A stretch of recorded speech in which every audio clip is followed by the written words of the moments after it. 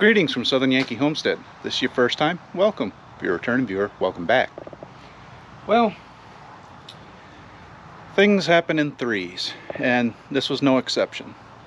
So a week or two, maybe three ago, I don't remember, it's been a bit, I cut some firewood and I was getting ready to split it. Splitter wouldn't start. 3 weeks ago, started up the Can-Am, running a little rough, has been since last year. Drove it across the driveway and over onto the access for the neighbor, and it stalled out between his field and his lawn. Okay, no big deal. We'll go take the Suzuki. So I come out here, fire up the Suzuki. It's a little bit cold, and choke it, get it fired up. She's running, not really warming up. Okay, get that so that it's just right. Give it a little gas. It stalls out and won't start again. Crank and crank and crank, won't start. Well, at least the tractor didn't have a problem. With that being said, I think we're having similar problems on all three of these. I believe it's a fuel issue. I've already semi-troubleshot this, so I'll cover that in just a minute. But I think because, well, we use a Suzuki quite often, but not enough to use the 2.5 gallons that's in it, and the Can-Am, it hasn't really been fired up since last hunting season. So I'm pretty sure the fuel in the Can-Am and the Suzuki are shot. I'm sure enough about that when I fired up the sawmill the other day. I just went ahead and drained the fuel from that and put fresh fuel in it. So I'm going to go over a basic troubleshooting for the wood splitter in this one, and then maybe we'll attach the other two depending on how much time I have and if it is what I think it is. But first things first, it's getting dark. I need to move a couple things in the garage so that we can get the wood splitter in there, because, well, I like light. I like being able to see what I'm doing, and I'm sure it would film a lot better if you could see what I'm doing. Oh, well, I'm thinking of it. If you're wondering why I have the wood splitter up like that, the splitter wedge itself is basically hollow, so when it's in the laid down position, it collects water. I didn't want to drag the water into the garage, so I tipped it up for the rain so that, you know, I wouldn't drag water into the garage. Fancy thought.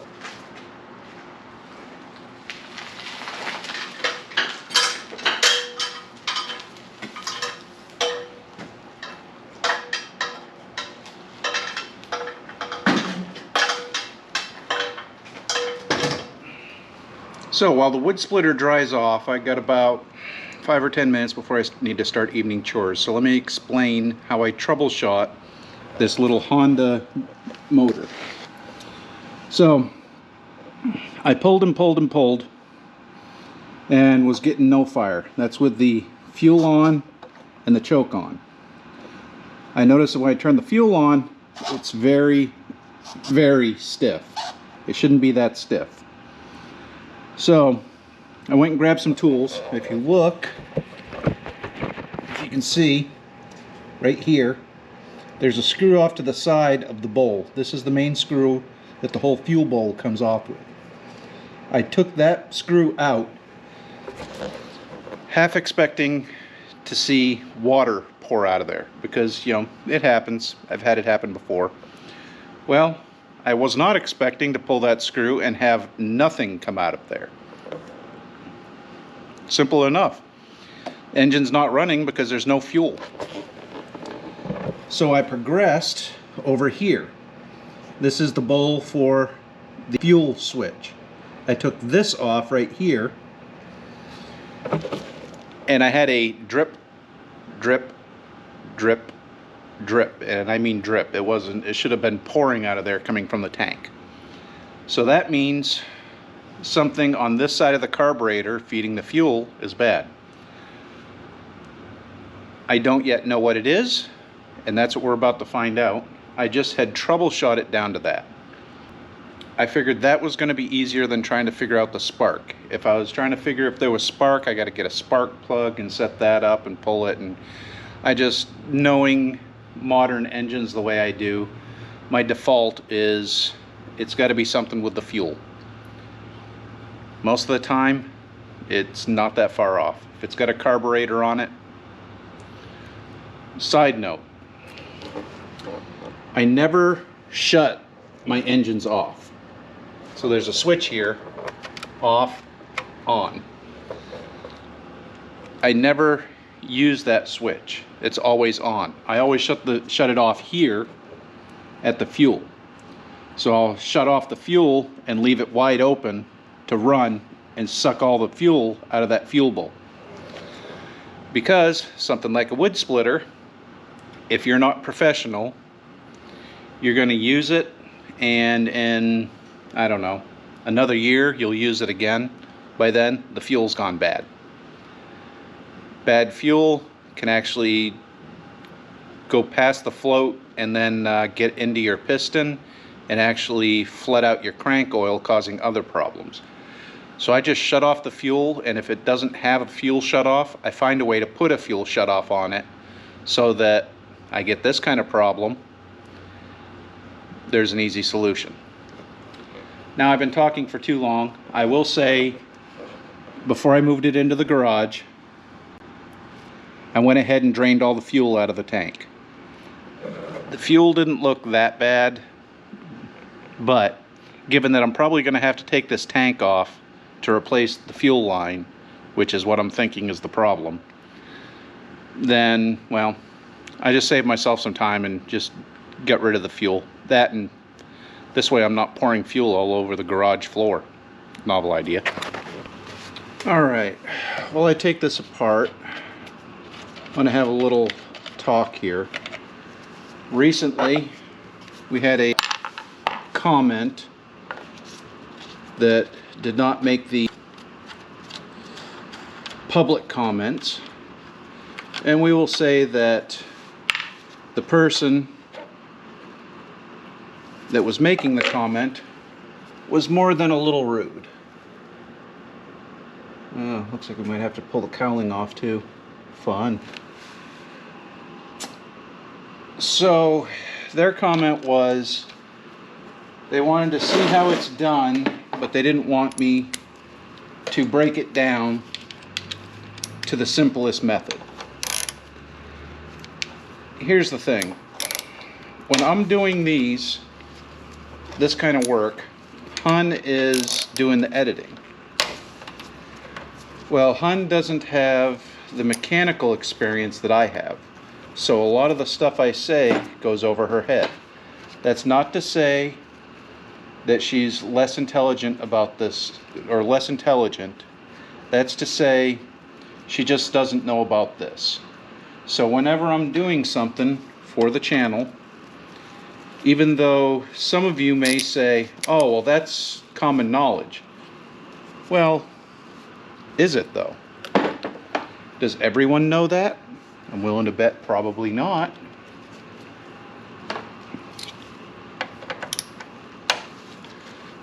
So I break it down, pardon my pun, Barney style, so that anyone can understand what and why I'm doing it.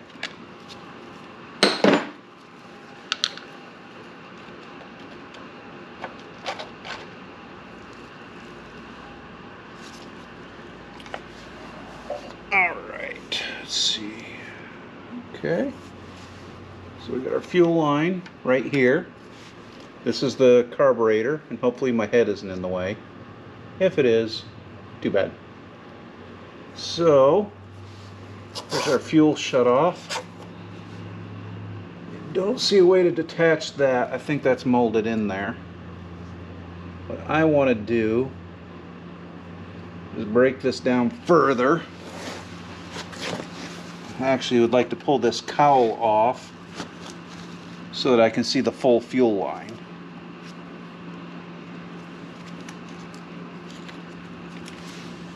Which is probably too far, but you know what? Let's see what happens when we do this. Alright.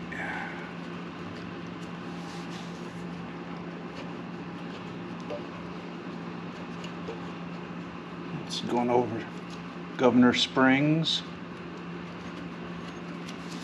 All right, let me get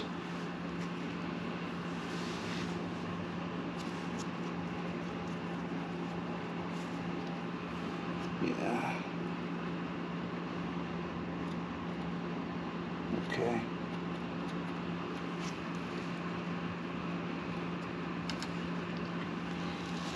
Let me get a set of needle nose.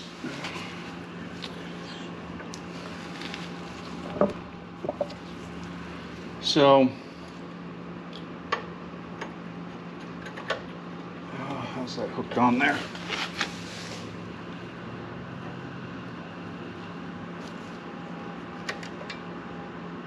Interesting. Get this one out first. So, that's the easy part.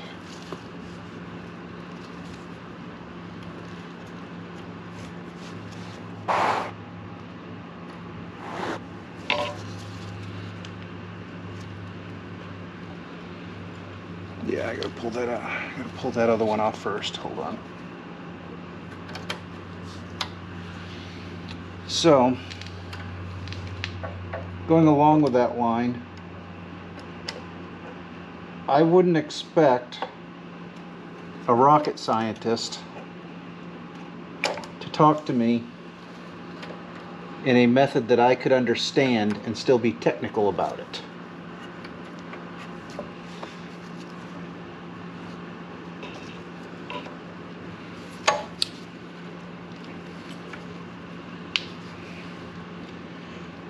So when I do videos, I don't expect someone that has never taken apart an engine to understand exactly what I'm talking about if they've never done it before.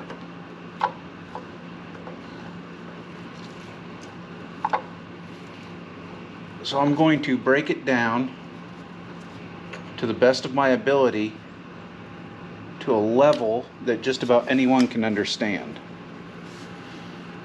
And that tells me that my fuel line is okay. I had that little bit of fuel run out.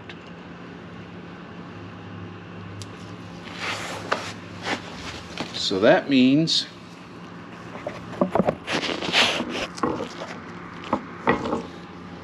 something in here has gone bad. Well, let's see what we get. And there still could be a possibility the fuel line is bad, but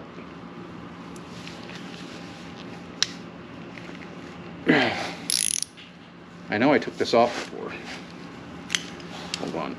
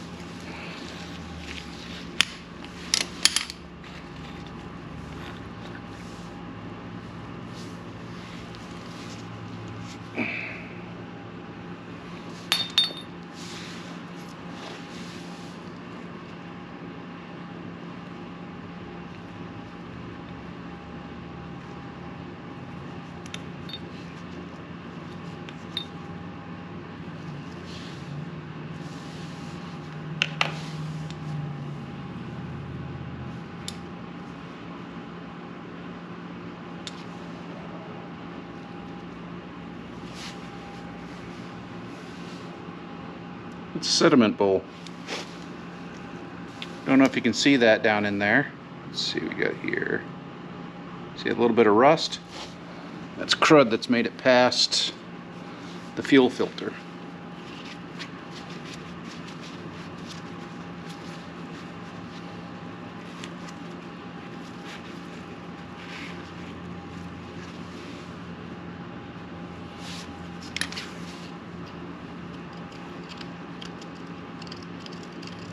And yes, there is a fuel filter in this.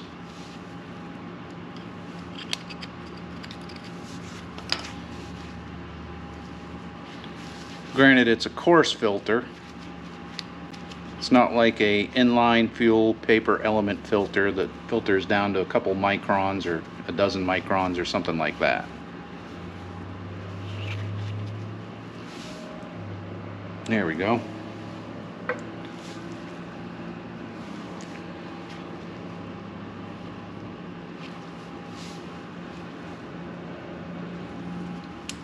Now that should be off. That should be on.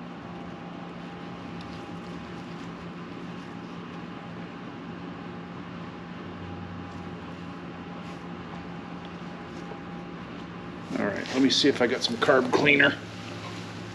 Extra low seat here. Don't have any carb cleaner. But I do have brake clean. So let's see what happens.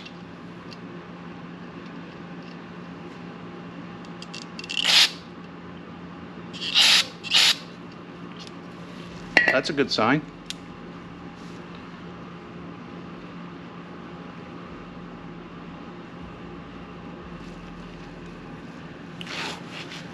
I don't think that's a 10 millimeter, is it? It is. Oh, wow.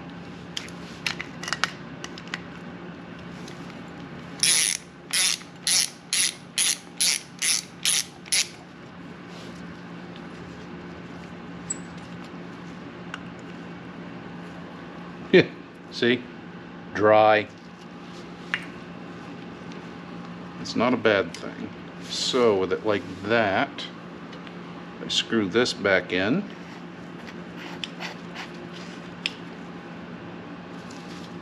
See if we get anything shoot out the bottom.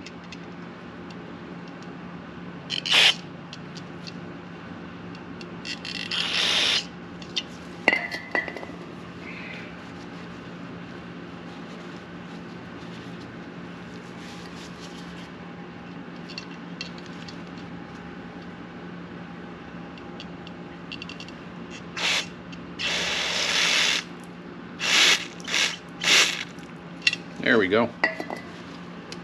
Alright, so we know we got through there now. Let's go ahead and take that back off just in case there's some parts cleaner still in there.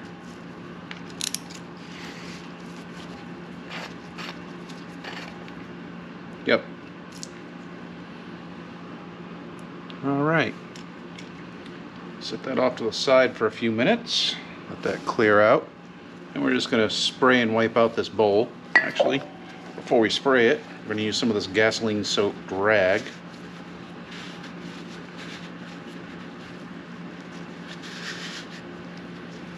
I know, a fuel bowl isn't supposed to look that nasty, but I'm actually pleased with that because if you've ever seen a fuel bowl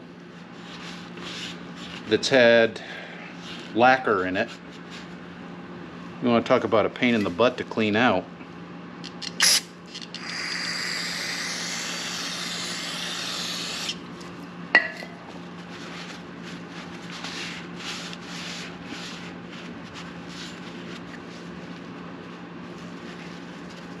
Alright. I think that is better than it was, but not better than it could be.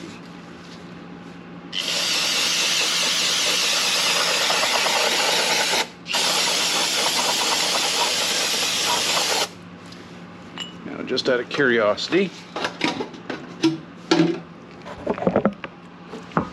let's see if we got anything hiding up in there.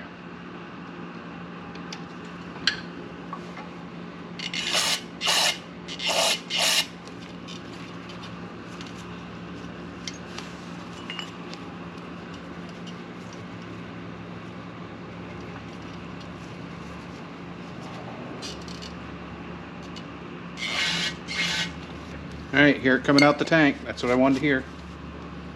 Let's go ahead and put this back together. So, went on, whoops. Hey, come back over here a second. So, it went on like this. I want that to be turned this way.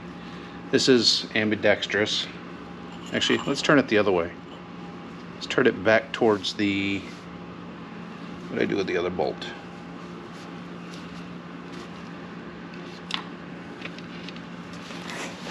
Oh, I missed the bolt. Hey, did you see what happened to that other bolt?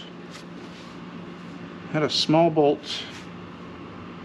Put that cap back on. Alright. Hi, welcome to reality.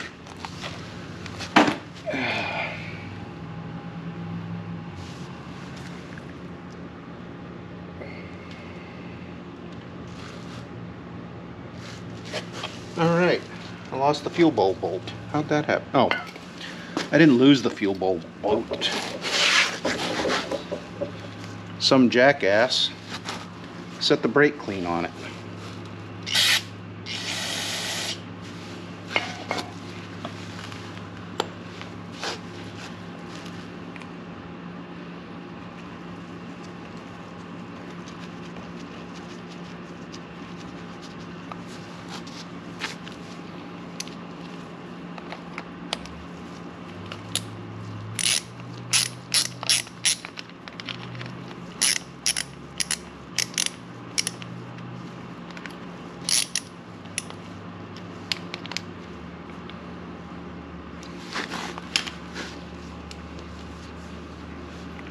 Go ahead and shut the fuel off.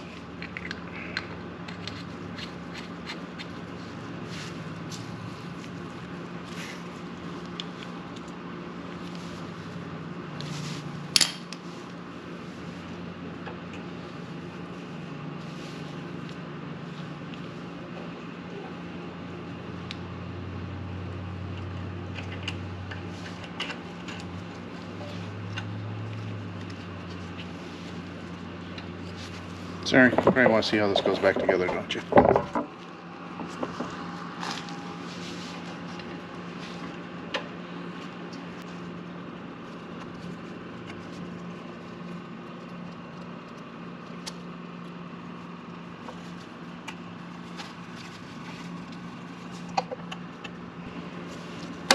Whoops. Yeah, that's what you want to hear your mechanic say. Whoops. Now, I guess it's better to hear your mechanic say it than your dentist.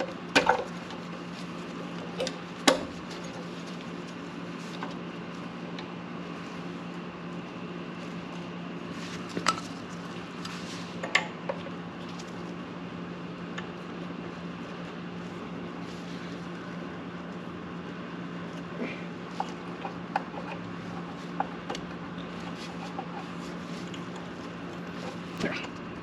Go off. Go off.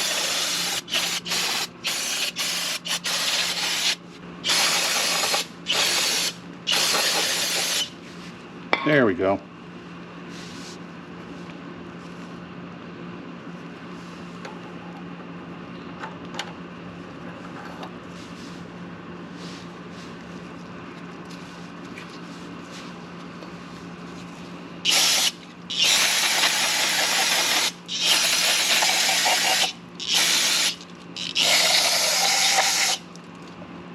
Ew.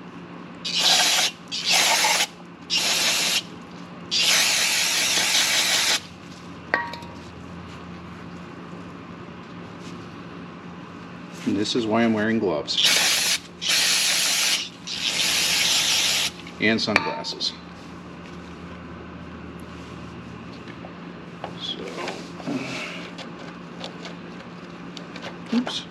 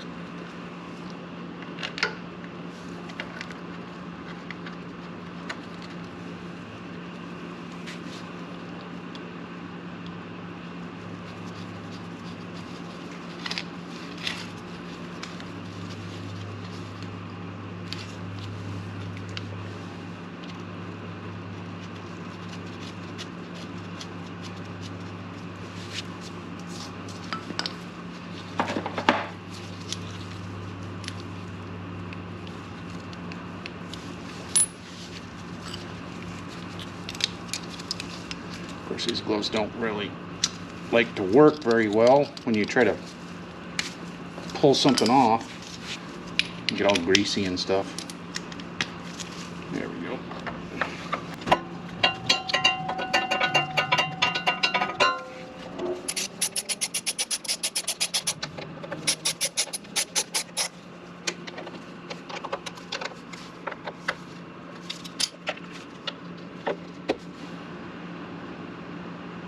Yeah, while we're this far down, I want to get out the air compressor and blow that out. I guess while we have the air compressor out, we'll go ahead and fill up this tire too.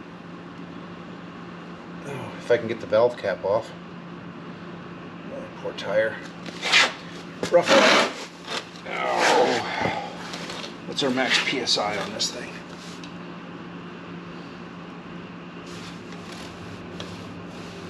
Load range A.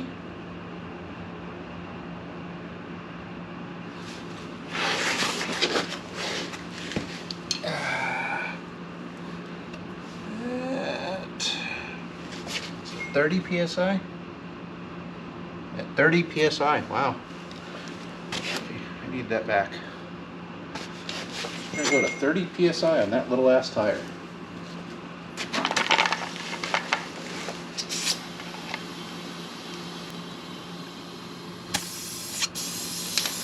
I think I found the problem.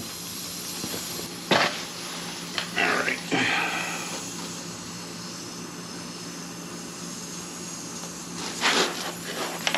Interesting.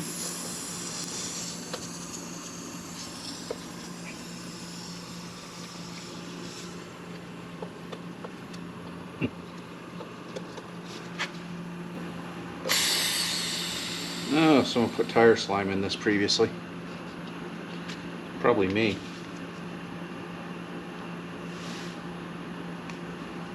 Let's see if just resetting the valve stem makes a difference.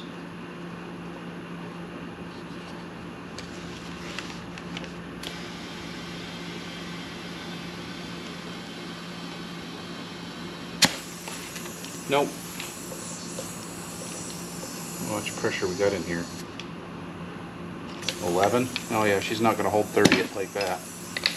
Alright, let me do some searching. Alright, one of my miscellaneous drawers, I had a valve core. Not a valve stem, but a valve core that I saved. So, yeah, it's going to be a pain in the ass to pull that off. So where you fill up your tires, that's the valve stem. It sticks through the rim and comes out. In the middle of the valve stem is your valve core. Well, this valve core is leaking because, well, someone probably used some kind of tire sealant on it. Well, it just so happens I got one here that was from a tire that was replaced when I was at a tire shop. I kept the valve stem so that I could yank the core out of it. I got half a dozen of these hanging around. Let's see if this stops our leak.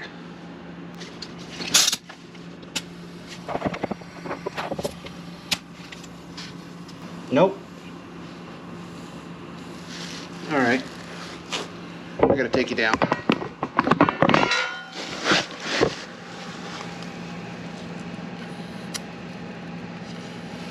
Can you hear that?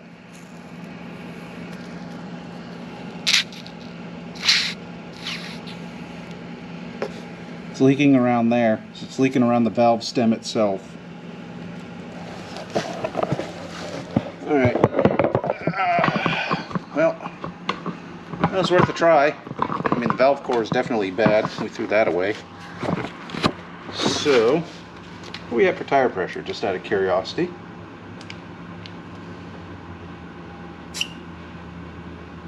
$19.5.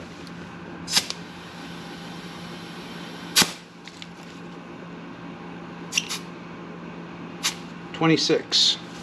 30 is the max. So, yeah, if you can hear it, it's definitely bad. Oh well. Oh yeah, hey, we're gonna blow out that air filter, weren't we?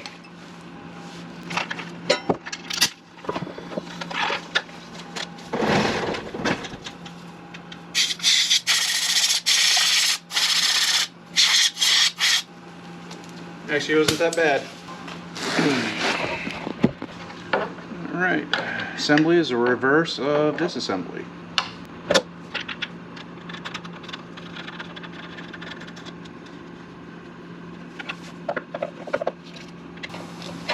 Yeah, joys of a wood splitter.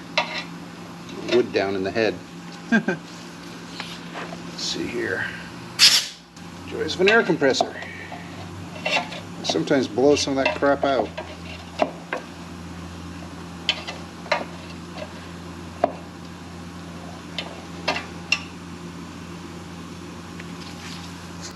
Alright, let me pick up my tools and get some fuel.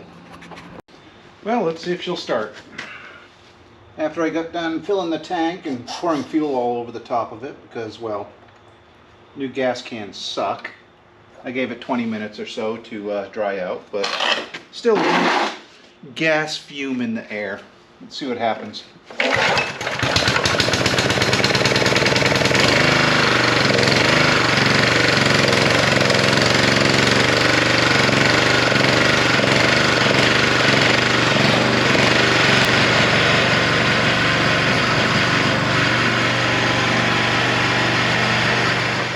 Well, one down, 2 to go.